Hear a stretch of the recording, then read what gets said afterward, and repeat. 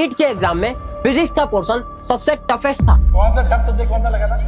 Physics. ठीक था, बस फिजिक्स का हार्ड था। कौन सा टफ सब्जेक्ट था? फिजिक्स पहले से टफ। उस टफेस्ट एग्जाम में भी एक बच्चा रैंक 1 लेके आता है और दूसरे के मार्क्स कम हो जाते। Reason preparation state. अगर एनएस ने भी ऐसा एग्जाम फिजिक्स का सेट कर दिया तो क्या आप जो सपना लेके आए हो कि 75% अबव लाना है या 90% पे जाना है वो आपका टूट सकता है। आज से ही अपनी प्रिपरेशन स्ट्रेटजी में थोड़ी सी चेंजेस करना, क्योंकि आज मैं आप सभी के लिए ऐसे फिजिक्स के एग्जाम के 5 डार्क रियलिटीज लेके आया हूँ जिसकी वजह से एनएस में लाखों स्टूडेंट फिजिक्स में फेल हो जाते। अब ये पॉइंट्स आप सभी के लिए बहुत हेल्पफुल होने वाला है आपके मार्क्स बूस्ट अप करने के लिए, तो वीडियो को एंड तक देखना। मैं आपका फिजिक्स टीचर विक्की वर्मा आप सभी का वेलकम करता हूं हमारे इस आज के टॉपिक। यहाँ 2 टाइप्स के स्टूडेंट होंगे। एक को फिजिक्स से फियर होगा, फिजिक्स देखते ही डर लग जाता है, फिजिक्स की बुक खोलते ही डर लग जाता है। सेकंड एग्जाम से फियर होगा, एग्जाम नहीं होना चाहिए। ऐसे ही मैंने कुछ कॉमन प्रॉब्लम्स निकाले हैं बच्चों से कि ये प्रॉब्लम्स वो फेस करते हैं। पहला क्या था फिजिक्स एग्जाम में? Formula fear. भैया फॉर्मूला याद नहीं रहता, याद भी रहता है तो न्यूमेरिकल नहीं कर पाते, न्यूमेरिकल में यूनिट्स याद नहीं रहती। ये सबसे बड़ी प्रॉब्लम। इनमें से कोई भी प्रॉब्लम आपकी हो तो नीचे कमेंट बॉक्स में मेंशन जरूर करना। The disaster of diagram. Diagram disaster क्या होता है? मींस जहां क्वेश्चन में डायग्राम बनाना था हमने बनाया ही नहीं, और जहां नहीं बनाना था वहां सोच रहे हैं कि कोई डायग्राम बना दे। डायग्राम का सबसे बड़ा प्रॉब्लम रहता है। थर्ड होता है दी डेरिवेशन ड्रामा। ये डेरिवेशन क्या है भाई? फिजिक्स के अंदर डेरिवेशन आ जाती है। डेरिवेशन कैसे करें, रट के भी जाते तो भूल जाते क्योंकि बेसिक्स ही क्लियर नहीं है। फोर्थ आता है दी एग्जाम्पल स्कैप। बुक के अंदर एग्जाम्पल होते हैं, सोचते हैं एग्जाम्पल क्या ही आएगा, नहीं करते, एग्जाम्पल छोड़ के चले जाते। फिफ्थ आता है दी प्रेजेंटेशन प्रॉब्लम। किसकी राइटिंग सबसे बदतर है, गंदी है? नीचे कमेंट बॉक्स में बताना। भैया इतनी गंदी राइटिंग है ना कि खुद लिखे खुदा पढ़े वाली राइटिंग है। Presentation problem. मैं आप फिजिक्स के वो डार्क रियलिटीज बताने वाला हूँ जिससे आपके मार्क्स आने तो इतने होते हैं लेकिन आते इतने। रीजन क्या है? आइए, सबसे पहला पॉइंट आता है आपका इग्नोरिंग बेसिक्स। अब फिजिक्स के अंदर बेसिक ही कमजोर है, फिजिक्स के कॉन्सेप्ट ही क्लियर नहीं है तो कैसे होगा? लाइक एग्जांपल मैं आपको देता हूँ। एनआईओएस में अगर कोई बच्चा आ रहा है फिजिक्स लेके तो वहाँ 2 कैटेगरी के स्टूडेंट हो सकते हैं। एक बच्चा जो जेई के लिए आया है 75% पूरा करने के लिए, एक वो जिसके थोड़े बेसिक क्लियर रहते हैं, बस वो अपने मैनुअल मेथड से पढ़ने के लिए आता है। सेकंड होता है वो बच्चा जो डायरेक्ट 12th में आया है एनआईओएस के अंदर। अब उसने साइंस पहले पढ़ी है कि नहीं पढ़ी, उनमें से कौन सी कैटेगरी के स्टूडेंट आपको वो बताना। बेसिक कॉन्सेप्ट क्लियर नहीं है, डायरेक्ट 12th की साइंस आप पढ़ रहे हो तो वहां आपको थोड़ी ज्यादा मेहनत करनी पड़ जाएगी, क्योंकि बेसिक ही अगर कमजोर रह गया तो आगे कॉन्सेप्चुअल क्लियरिफिकेशन कैसे करोगे? आपको सिर्फ रटने पे ध्यान नहीं देना, क्योंकि अगर सिर्फ रटोगे तो 20% क्वेश्चन बुक के कर लोगे, एग्जाम में जो आएंगे 80% क्वेश्चन आप बिल्कुल नहीं कर पाओगे, छोड़ दोगे। नींव कमजोर होगी ना घर की तो पूरी बिल्डिंग गिर सकती है। थोड़ा सा भी भूकंप आ गया, मीन्स थोड़ा सा भी पैटर्न चेंज हो गया ना तो सारे क्वेश्चंस आपसे नहीं होंगे। तो इसलिए नींव को मजबूत करना है, बेसिक्स को मजबूत करना है। पहले जो क्वेश्चन आया करते थे वो डायरेक्ट क्वेश्चन आते थे, बोल देता था एडियाबेटिक प्रोसेस क्या होता है, आइसोबारिक प्रोसेस क्या होता है, इसको बताओ। अब जो क्वेश्चन आता है आइसोबारिक कंप्रेशन आइडियल गैस के अंदर क्या होता है, इन चारों में अब बताओ। ये डायरेक्ट आप पढ़ के जाते हो कि आइसोबारिक में प्रेशर कांस्टेंट, ये ऑप्शन में नहीं है, कहां से पढ़ोगे? तो इस चीज के लिए आपके बेसिक्स क्लियर होने चाहिए। सेकंड होता है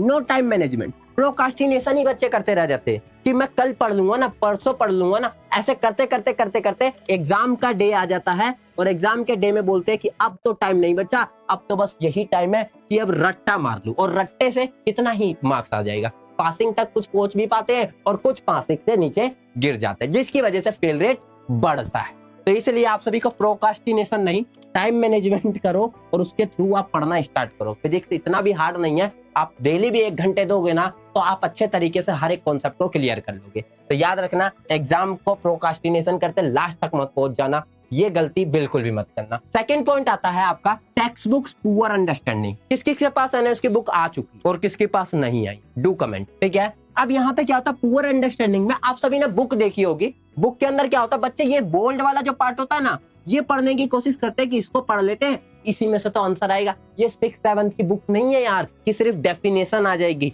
यहाँ पे चीजें बुक के ये पॉइंट में से यहाँ से क्रिएट कर दे जाते हैं, क्वेश्चन यहाँ से निकल जाता है। सेकंड एग्जांपल तो सॉल्व है, इनको कौन करता है, ये आपके माइंड में रहता है। एग्जाम्पल में से भी क्वेश्चन आते हैं। ये देखो मैं आपको कुछ एग्जाम्पल दिखाता हूँ। ये एग्जाम्पल के क्वेश्चन डायरेक्ट उठ के आया, ये इंटेक्स का क्वेश्चन डायरेक्ट उठ के आया, ये देखो टर्मिनल एक्सरसाइज का क्वेश्चन डायरेक्ट उठ के आया। बुक अंडरस्टैंड नहीं करोगे क्वेश्चन नहीं कर पाओगे, इसलिए अंडरस्टैंडिंग पावर बुक की जरूर रखनी है। ये बुक वाली गलती बहुत सारे बच्चे कर रहे हैं, जिसकी वजह से क्या होता है, fear and low confidence. Means मुझे पता ही नहीं होगा कि एग्जाम में पूछने क्या वाला है। एग्जाम हॉल में मैं बैठूंगा तो लिखूंगा क्या, क्योंकि क्वेश्चन पेपर मेरे लिए नया है, पढ़ के ही नहीं आया हूँ कुछ भी, जिसकी वजह से फियर हो रहा है। पढ़ के भी आया हूँ, सिलेबस में से वो पोर्शन पता नहीं है कि वो सही भी पढ़ के आया, तो जिसकी वजह से फियर हो जाता है, उस सब्जेक्ट से डर लगने लगता है और लो कॉन्फिडेंस का रीजन बन जाता है। पढ़े होगे तो कॉन्फिडेंस अपने आप बढ़ जाता है। बात सही है ना? तो यही चीज यहाँ पे एग्जाम्पल करके जाओगे तो कॉन्फिडेंस बिल्डअप होगा, लेकिन नहीं पढ़ के जाओगे तो कॉन्फिडेंस डाउन हो जाएगा।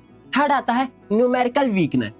क्योंकि आप सभी क्या करते हो, पढ़ते टाइम पे पेन और कॉपी से लिख के नहीं करूंगा। मैंने जैसे क्या किया, यहाँ पे देखा, अच्छा ये न्यूमेरिकल ऐसे है, मैं यूं करके देखूंगा। लाइक एग्जांपल, साइकिल चलाना आप सभी सीखे हो, कैसे सीखे हो? साइकिल को क्या देख के यूं कर देते हो कि अच्छा ऐसे चला रहा है बंदा, अच्छा मैं भी चला लूंगा। मतलब देख के क्या आप साइकिल चलाना सीख सकते हो? नहीं, आपको प्रैक्टिकल करना पड़ेगा। आप गिरोगे, पढ़ोगे, जब जाके आप साइकिल चला पाओगे। वैसे ही यहाँ पे भी है कि आप जब तक न्यूमेरिकल की प्रैक्टिस 1 से 2 बार लिख के नहीं करोगे, जब तक आप क्वेश्चन को नहीं कर पाओगे। तो न्यूमेरिकल प्रैक्टिस करना जरूरी है। न्यूमेरिकल प्रैक्टिस में आपका आता है, जो भी चैप्टर आप पढ़ते हो उसका एक फॉर्मूला शीट क्रिएट कर लो। जैसे मैंने आपको ये दिखाया, ये एक फॉर्मूला शीट है, ये मैं खुद से आपको बना के देता हूँ। आप सभी को चाहिए होगा तो आप कमेंट बॉक्स में जरूर लिख देना फॉर्मूला शीट, मैं एक वीडियो बना दूंगा। उस फॉर्मूला शीट में चैप्टर वाइज पूरे कंप्लीट फॉर्मूला एक पेज पे लिख दिया, जो मेरे लिए रिवीजन का काम करता है। मैं पूरा चैप्टर एक बार में रिवाइज कर लेता हूँ इस फॉर्मूला शीट से। सेकंड आता है रिमेंबर प्रॉब्लम। क्या होता है ना, आप सभी पढ़ते हो ना, तो पढ़ते टाइम पे एक बार पढ़ लिया, फिर भैया भूल गए, महीने तक उस चैप्टर को आप देख भी नहीं रहे हो। अरे भैया, जो आप पढ़ते हो ना, वो पढ़ने के बाद ना 20 मिनट बाद भी आप चेक करोगे ना, तो 20 मिनट बाद भी देखना, वो आपका 40% पोर्शन आप भूल जाते। बच्चा तो 60% ही है। अब ये 60% भी एक हफ्ते बाद देखोगे तो आपका गायब हो जाए। तो एक हफ्ते बाद अगर दोबारा चैप्टर को उठाओगे, जितना टाइम आपको पहले लगा था ना इसको पढ़ने में, उतना ही टाइम दोबारा लगेगा। तो इससे अच्छी चीजें क्या होती है, रिमेंबर प्रॉब्लम में आपको क्या करना होता है, न्यूमेरिकल वीकनेस को हटाने के लिए न्यूमेरिकल की प्रैक्टिस करो। प्रैक्टिस लिख के करना है, हर एक चीज को पढ़ना है लिख के। एक फॉर्मूला शीट क्रिएट कर लेना है न्यूमेरिकल के वीकनेस को कम करने के लिए। और ज्यादा से ज्यादा एक टॉपिक पे आपको 5 क्वेश्चन लगाने। अगर 5 क्वेश्चन एक टॉपिक पे लगा लिया ना, एक फॉर्मूले के ऊपर लगा लिया, फॉर्मूला भी आपको याद हो जाएगा हमेशा के लिए, और टॉपिक के कॉन्सेप्ट भी अच्छे से याद हो जाएंगे। फिर आता है irregularity practice and no revision. ये रिमेंबर का प्रॉब्लम आता है तब जब आप रिवीजन नहीं करते। रिवीजन रूल आपको लगाना है। पढ़ते टाइम पे नोट्स बनाते हो, अच्छी आदत।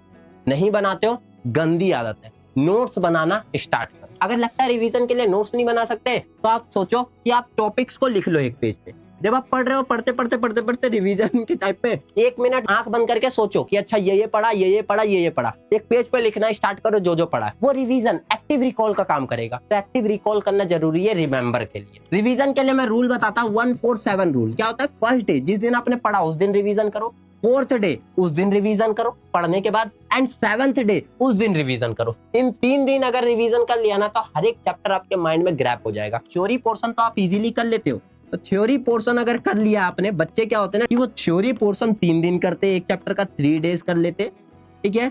और 4th डे जाके वो उठाते हैं न्यूमेरिकल, तो डर लगेगा, फियर आएगी। इससे क्या होता है ना कि एक दिन में अगर आप 1 आवर अगर पढ़ रहे हो थ्योरी पोर्शन, तो उसी में आपको 30 मिनट निकालना है न्यूमेरिकल के लिए। न्यूमेरिकल भी आप उसी दिन करोगे, ऐसा नहीं सिर्फ थ्योरी पढ़ रहे हो, न्यूमेरिकल सबसे लास्ट डे उठा रहे हो।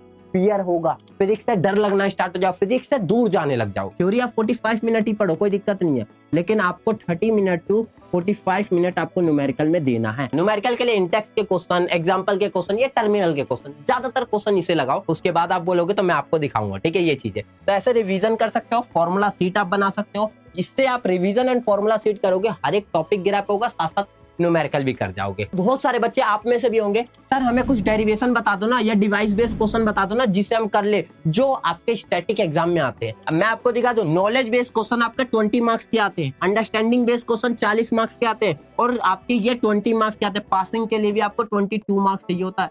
20 मार्क्स का आपका नॉलेज बेस्ड क्वेश्चन आ रहा है कि जो आप पढ़ के गए हो, कि आपकी नॉलेज कितनी है। फिर भी आप देखो यहाँ पे आप पासिंग मार्क्स नहीं ला पाओगे। इसलिए मैं कहता हूँ इस बेसिक्स पे, स्टैटिक पोर्शन पे कम फोकस करके अंडरस्टैंडिंग पावर पे ज्यादा फोकस करो, जो इससे ये भी कवर हो जाए। तो डेरिवेशन और आपका जो डिवाइस बेस्ड क्वेश्चन है, वो स्टैटिक पोर्शन है, वो आप बाद में भी कर सकते हो, लेकिन पहले कॉन्सेप्चुअल, फिर उसके बाद ये याद रखना।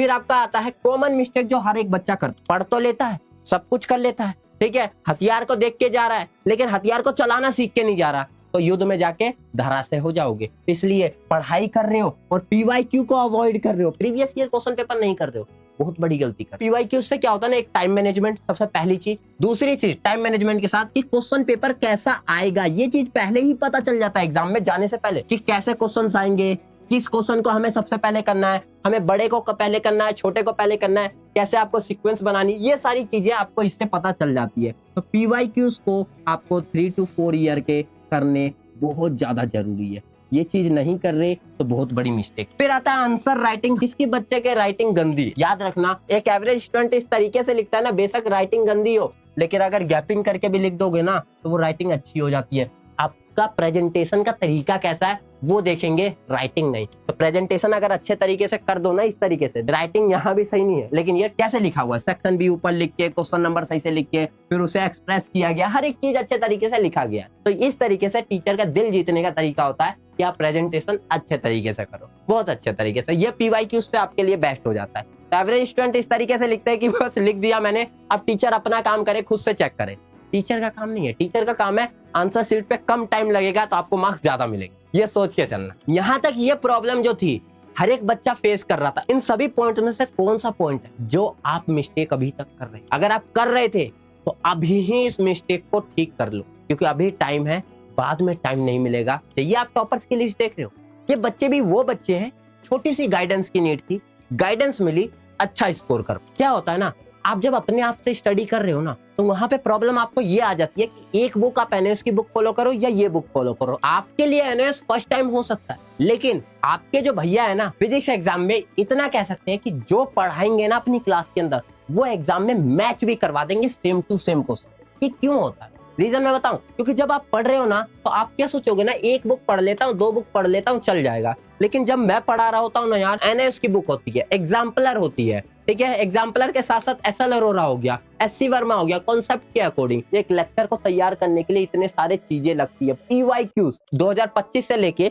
पीछे के 2019, 18 सारे पीवाईक्यूज एक क्लास में लेक्चर में आपको कंप्लीट डिटेल में बता दिया जाता है। तो ये सारे कॉन्सेप्ट आपके टाइम मैनेजमेंट से बचाने के लिए हम आप सभी के लिए क्या करते हैं ना, एक क्लासेस लेके आए। इस क्लासेस के फीचर एक बार जान लो, क्योंकि मैं जानता हूं आप सोचोगे आप कि चलो क्लास बंद कर देते है ना, हो गया। एक बार सुन लो, बेशक ज्वाइन करना या ना करना ये आपका डिसीजन रहेगा, लेकिन सुन लो।